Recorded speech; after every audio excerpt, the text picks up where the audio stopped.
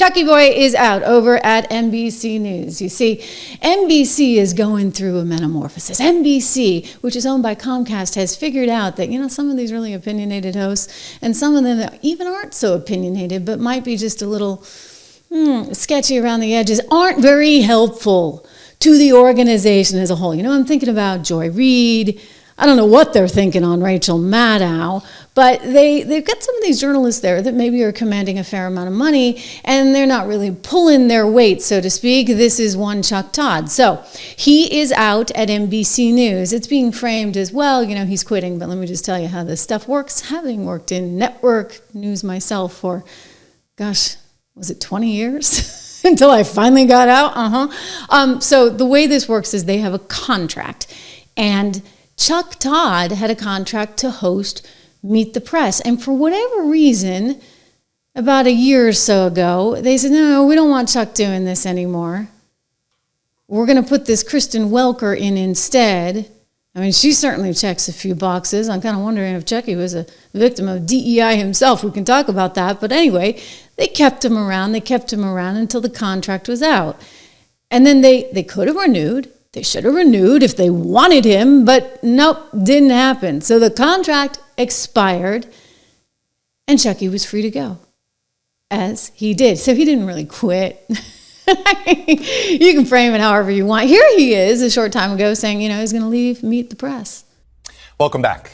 I have a personal announcement. While today is not my final show, this is going to be my final summer here at Meet the Press. It's been an amazing, nearly decade-long run. I'm really proud of what this team and I have built over the last decade, and frankly, the last 15 plus years that I've been here at NBC, which also includes my time as political director. I've loved so much of this job, helping to explain America to Washington and explain Washington to America. When I took over Meet the Press, it was a Sunday show that had a lot of people questioning whether it could still have a place in the modern media space. Well, I think we've answered that question and then some. We've taken Meet the Press from a single Sunday show to a distinct and important political franchise.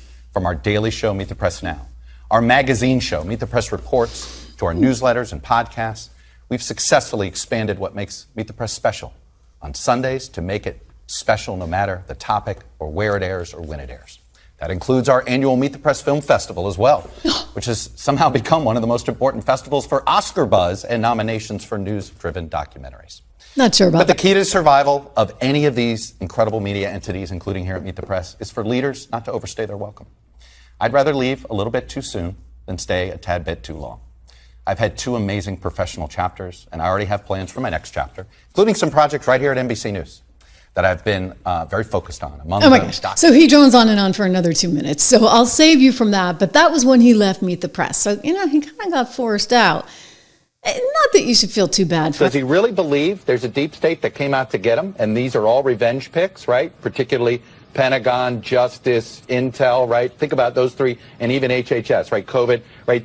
If he really believes there was this giant deep state conspiracy to shut down his first presidency, the 4 corners that he would pick are folks at defense, the infamous Ukraine phone call, obviously how he feels about the Justice Department, and Bob Mueller. You have the Intel community that had intelligence that suggested there was issues here with some of Trump's appointees, and then, of course, HHS, right, which was the home of COVID and NIH and all of this. So my point is, if he succeeds, either he's right and there is a deep state, and he exposes it, which we know is unlikely to be true. I think this doesn't exist.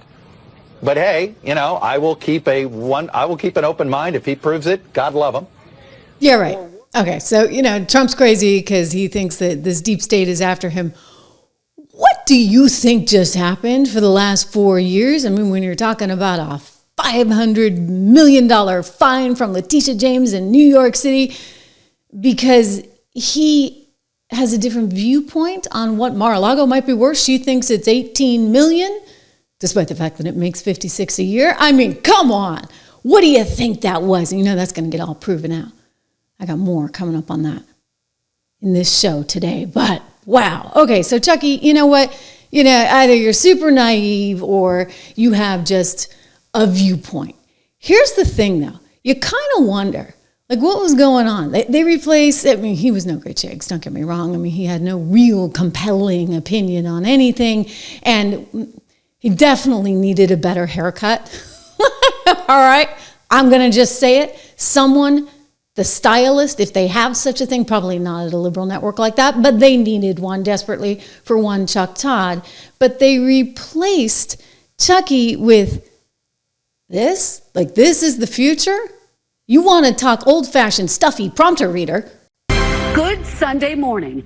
In his frenzied first week in office, President Trump is testing the limits of his presidential power, racing to fulfill campaign promises to reshape the federal government and... Ooh, he's going to do this and this and this. Ugh. I can't stand that kind of delivery. I'm just going to tell you. You know what? I've seen it, been there, done that. It is so contrived. It's so constraining. It's so scripted. Kristen Welker, gosh, you went to Harvard. You ought to be able to come up with your own lines, huh? Or maybe not. Maybe this was another DEI case. I don't think she's necessarily lighting the world on fire over there. I don't think their ratings are any great shakes. I don't think she offers a lot of interesting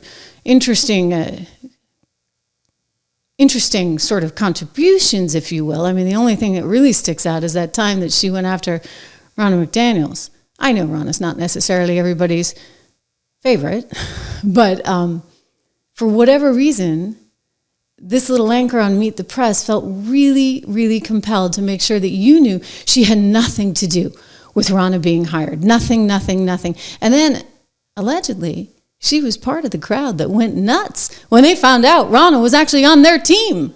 I'll be joined by former RNC chair Ronna McDaniel in her first interview since stepping down as party chair. In full disclosure to our viewers, this interview was scheduled weeks before it was announced that McDaniel would become a paid NBC News contributor. This will be a news interview, and I was not involved in her hiring. Oh, well, we're so glad that you told us that, Kristen. That was in the prompter too, right? I guess your boss has told you.